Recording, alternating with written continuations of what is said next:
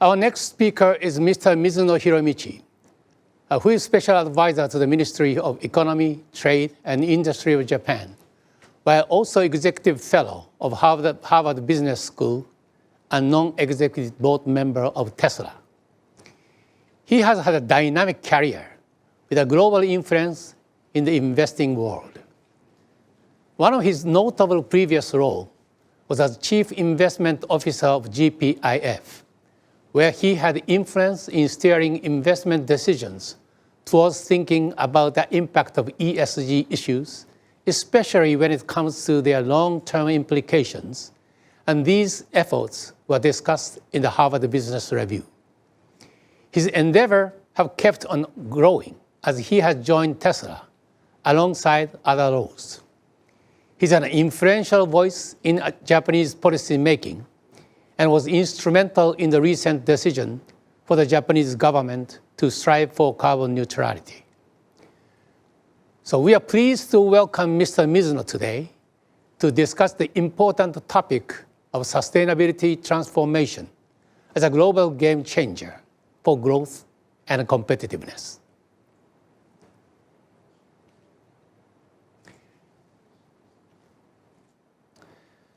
Thank you, Mr. Funabashi. It's my honor to join this conference in Yokohama. And I would like to thank for the team organizing this event. This is my particular pleasure to contribute to the discussion, which is going to be very important for the development of this region. Today, I would like to talk about sustainability revolution, which is, in my opinion, is a real game changer for Asian countries and businesses, with respect for its economic growth and industrial competitiveness. I first heard the sustainability revolution in former Vice President Al Gore's speech at the Milken Global Conference in Los Angeles 4 years ago. Although I had already started my endeavor to integrate ESG in our investment at the Government Pension Investment Fund, and probably already regarded by some as an ESG evangelist by that time, I felt Mr. Gore's statement was a little overstated. My definition of revolution is a movement, not just a transformation, but to change older regime. In other words, revolution is something to turn not only economic system, but also social system around. Well, obviously, Al Gore discussed sustainability revolution only in climate context. A year later, at the same conference, I listened to 5 panel discussions on all different topics, ranging from education, healthcare, to national security. In every single of those panels, at least one panelist or moderator mentioned about sustainability. I was finally convinced sustainability revolution was happening. People are already aware that industrial revolution is happening due to internet and AI. But much fewer people realized until recently, this time other strong force of industrial revolution was just coming to impact them, which is sustainability. Over the last 5 years, I joined many meetings to discuss sustainability agenda, sometimes with investors, oil and gas companies CEO, and policymakers. I even met with Pope Francis of Vatican to discuss sustainable investment or ESG investment twice. What I learned from those conversations was that we are confident in innovation to make it possible to achieve Paris Agreement, but skeptical about political will or commitment to achieve that. That skepticism was reinforced by Trump administration's withdrawal from Paris Agreement. Now, Prime Minister Suga announced Japan's commitment to 2050 net zero. South Korea made the same commitment. China is aiming 2060, but they are ambitious to achieve it earlier. And finally, US President-elect Biden will be rejoining Paris Agreement. They are now competing to implement more ambitious policy measures to achieve carbon neutral. I guarantee you will be hearing a lot of new green policies from Suga administration in coming months. Now, all major economic powers have shared the same goal, and the race for carbon neutrality just began. Industry transformation it's going to be as disruptive as digital industrial revolution. We are rebuilding the business infrastructure, capital market, and our lifestyle. we already started seeing those changes forced by different actors, namely policymakers, investors, banks, and customers. I already talked about the policymakers, so now let me talk about investors. I think you may have heard about ESG investment somehow. That's a concept started by and implemented by PRI, Principle for Responsible Investment, which I serve on the board at the moment, about 10 years ago. That's the idea to integrate environmental, social, and governance factors in investment decision-making. And that's actually developed in light of the Lehman crisis. And there's a societal demand for the investor to behave more responsibly. So now, 3,000 signatories and more than $30 trillion worth of capital under management is seeking investment opportunities to promote sustainability following ESG guidelines set by PRI 10 years ago. Flow of capital into ESG is not reversible. Attitudes to financial sustainable investment has radically changed in the last few years. There was a debate about the performance of ESG investment at the beginning. Now we see increasing number of evidence of studies showing ESG seems to pay off much more quickly and much more widely than we thought. ESG is also changing lending market. Now all major commercial banks are demanding sustainability in their loan approval process. In bond market, green bond is becoming the hottest product. It started by multinational development banks like World Bank or IFC. Now more and more private companies issue green bonds. It is also becoming major sovereign bond product. France started, and now Germany issues green government bonds. EU plans to issue green bonds of 20 billion euro. Now in many issues and cases, we observe what's called green premium. That means investors accept a bit less return if the issuer promised to use that money for a green project.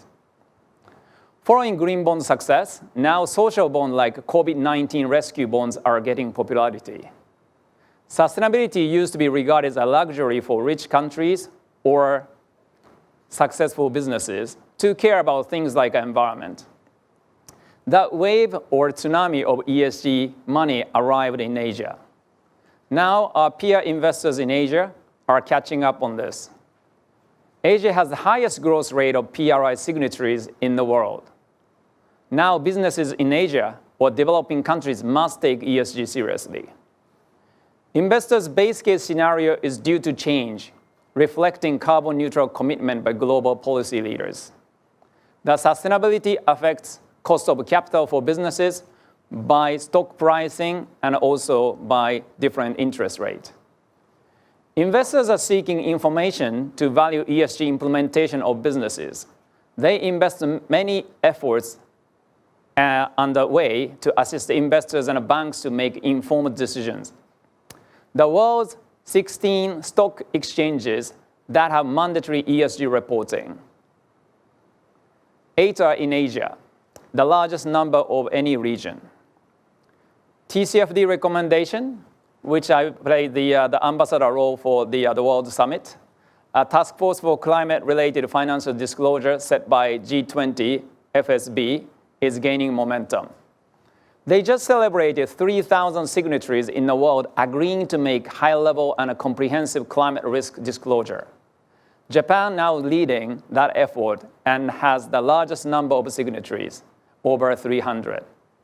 TCFD requires companies to disclose climate-related risk over supply chain and over product cycle. That expansion of scope of tracking carbon footprint is becoming critical interest for OEM's choice for their suppliers. Asian appeal to global OEM used to be just cheap labor. Now it's much more than that. Obviously, we seek for the skilled labor, but now it's going to get into the totally different level of the contribution we are looking for. RE100, group of corporates express their commitment for 100% renewable energy, includes Apple and other leading companies.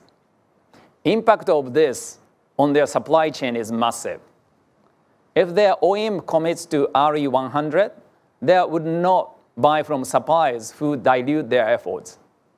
Once Apple, let me take the Apple example. Once Apple committed to RE100, it will leave their supplier, even somebody like a Sony, little option but to join RE100 themselves. Now, OEM is not only seeking cheap labor in Asia, but seek for contributor for their sustainability goals, as carbon efficiency of the supply chain would affect their stock price and also the cost of capital. This week, we have an honor to receive Indonesian Coordinating Minister Luhut in Tokyo, and I understand he will be giving a speech later today. I learned from the minister, as soon as Indonesia announced a plan for hydropower, they were approached by major OEM to build their factories there because they can secure renewable and the carbon-free energy sources. Finally, but not the least, another force is coming is consumers. It is becoming clear that younger generation consumer behavior is very different. There are a lot of research made by banks and media about it. And now Harvard Business School and all the business school is actually making a study on that one. Millennial and the Z generations want to invest in ESG financial products. They also express their willingness to pay extra to buy more sustainable product. I was very shocked to see when I took my daughter to the grocery store, supermarket in London 3 years ago. She was searching manufacturers or like a farmer's homepage before she decides which product to buy to make sure the company producing that product is not doing anything negative on the environment. So that kind of change in the customer behavior is actually changing the business behavior too. So all the business decisions will be reshaped by these forces. If you want to win, move as quickly as possible. Time for skepticism is over, and you all need to move. To wrap up my talk today, I would like to touch upon today's stock market. I think you are interested in my comment, as I was investment chief of the world's largest pension fund until recently, and now a board member of Tesla, the company whose market cap appreciated drastically during this pandemic. So as most of the stock markets are performing very strong, SP and other indexes are now breaking historical high or historical record. I'm sure it makes little sense for most of people as deterioration of the real economy due to pandemic is very severe and a recovery expected to take probably 2 years. The common explanation you hear from analysts or economists is that governments around the world is spending heavily to rescue the economy, and the central banks continue to print money to inflate the economy. It is true from macro perspective, but if you look at a bit more closely what's going on, you will see something different. When we discuss the market, you probably are looking at the market index, S&P, Nikkei, etc. Obviously, those indexes are showing very strong performance. However, there occurred landsliding change in a market cap valuation ranking, intra-industry and inter-industries. The major driver for that were digital transformation and sustainability transformation. I shouldn't make any comment on Tesla's stock price, but I can understand what's going on pushing the Tesla stock price these days. Tesla has made a lot of headline, particularly in Japanese media, when Tesla took over Toyota as the world's most valuable automaker in July. And after that, they continue to appreciate. And today, probably Tesla's market valuation about 3 times as much as Toyota. And avoiding, again, commenting on the stock price, I can see why the market is now continuously valuing the Tesla high. Tesla has those 2 growth engines, DX, digital transformation, and a sustainability transformation. Tesla providing, and actually the leader in making a car, real IoT. Car is actually the biggest IoT at the moment. And Tesla only makes EV to make the world more sustainable. And actually, Tesla's corporate mission is to accelerate transformation to a sustainable energy and transportation. So it's the force behind the engine of Tesla in a stock market. and they received the tailwind called ESG investing. That's the reason they got into the sort of such a up jet stream and show the very significant appreciation of the stock price. Apple and the Salesforce.com are another best performing stocks during pandemic. Obviously, they are DX companies. They are actually promoting digital transformation. But are they just a DX? The answer is no. Apple is the most progressive manufacturer in terms of the sustainability. They are one of the early mover in early 100 activity of movements, and also they are demanding all their suppliers to do the same. And obviously, Salesforce.com founder Mark Benioff is a really good friend of mine, and he always talked about the company has to contribute to make the world more sustainable. So the DX and SX, this is a naming made by the METI, but the digital transformation and sustainable transformation, those two engines which has been proved by the capital market during this crisis. So we are now living in a very interesting time of history. It's almost like two industrial revolutions are happening concurrently. So to wrap up my speech, I would like to make a little bit of advertisement of what the Japanese government is doing and trying to promote in their promotion for the DX and SX. We think there are a lot of the collaboration opportunities between Japan and Asian countries on digital transformation or DX. Quite honestly, we acknowledge some digital transformation is much more quickly implemented in Southeast Asian countries than Japan. So new type of relationship between Asian countries and Japan through DX. Prime Minister and K-Round Chairman Nakanishi mentioned about the opportunity through Asian digital transformation collaboration. So in area of sustainability transformation or SX, Japan should contribute more to sustainable infrastructure in Asia. Prime Minister Suga's carbon neutral commitment urges Japanese businesses to assist Asian countries with advanced green technologies. So ladies and gentlemen, competitiveness and the prosperity of Asia will be determined by how they contribute to our own common goals, sustainable world, by propelling digital transformation. And if we do that, I will give you my personal guarantee that your effort will be appreciated and rewarded by ESG investors much sooner than you think. So now we again living in the very interesting time of the history. We are now bringing all the technologies and our will to change the world in a better direction. And it used to be regarded contributing to society or contributing to the environment is just a cost of business, but it's no longer true. Now the people who contribute to that success will gain financial success as well. And that will be evidenced by a lot of the early successes during this pandemic, like Apple, Tesla, and others. So thank you very much for giving me these opportunities.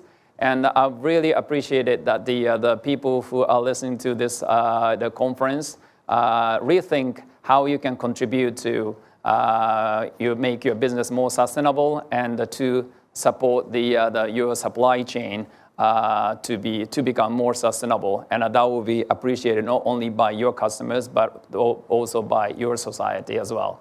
Thank you very much.